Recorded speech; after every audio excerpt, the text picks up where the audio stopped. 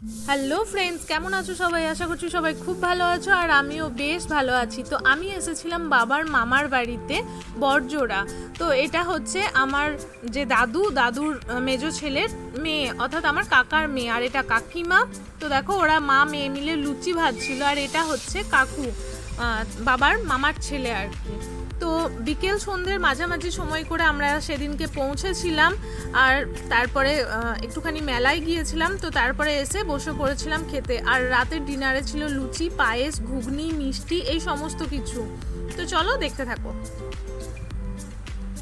সরকার পিয়ালির নতুন একটা ব্লগে তোমাদের সবাইকে স্বাগত। কেমন আছো সবাই? আশা করছি সবাই ভীষণ ভালো আছো, আমিও খুব ভালো আছি। তো এই যে এটা হচ্ছে বড় আর কি বুনুর বিয়ের অ্যালবাম, এটা হচ্ছে ছোট বুনু। ওদের দুই বোনের বিয়ে হয়ে গেছে, বড়র মেজর বিয়ে হয়ে গেছে, আর এই যে ছোট বুনুকে তোমরা দেখতেই পাচ্ছ, দেখালাম। আর এটাকে বলো তো, এই যে পরের দিন সকালের এটা দেখাচ্ছি, ঠাকুমা সবজি কাটছিল, ওইদিকে কাকিমা রান্না বসিয়ে দিয়েছিল। তো পরের দিন দুপুরবেলায় খাওয়া দাওয়া করে আমরা বেরিয়ে পড়েছিলাম বাড়ির উদ্দেশ্যে। এটা হচ্ছে দাদুর ছবি।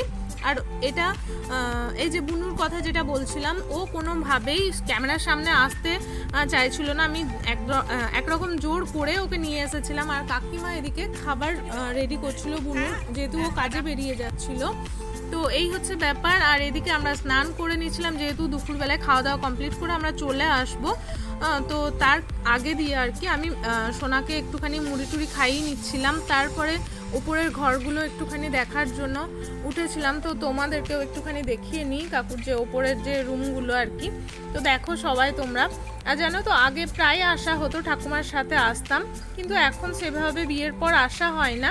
তো সেই কারণে অনেক দিন পরই এলাম। একরকম ঠাকুমাকে দেখারও ইচ্ছে ছিল, বহুত দিন দেখিনি, প্রায় সময় শরীর খারাপ থাকে, বয়স হয়েছে।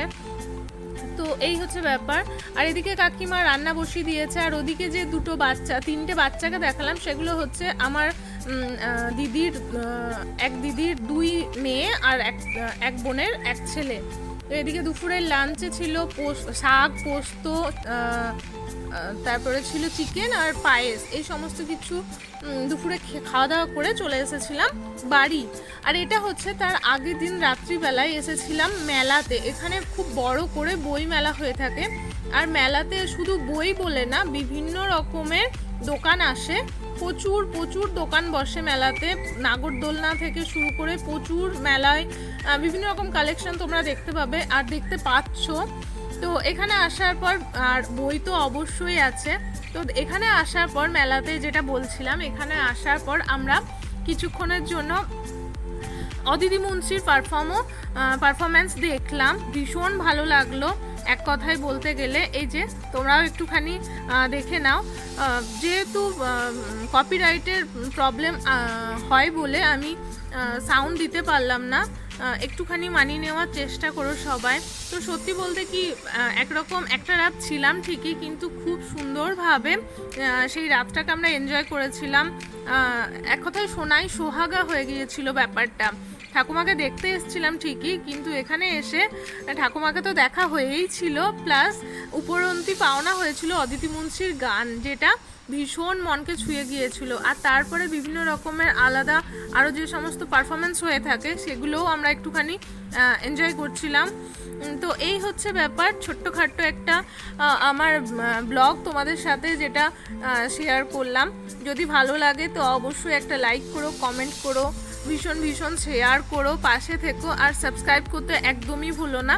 তো এই সমস্ত কিছু করার পর নিজের বাড়িতে সবাই পৌঁছে গিয়েছিলাম।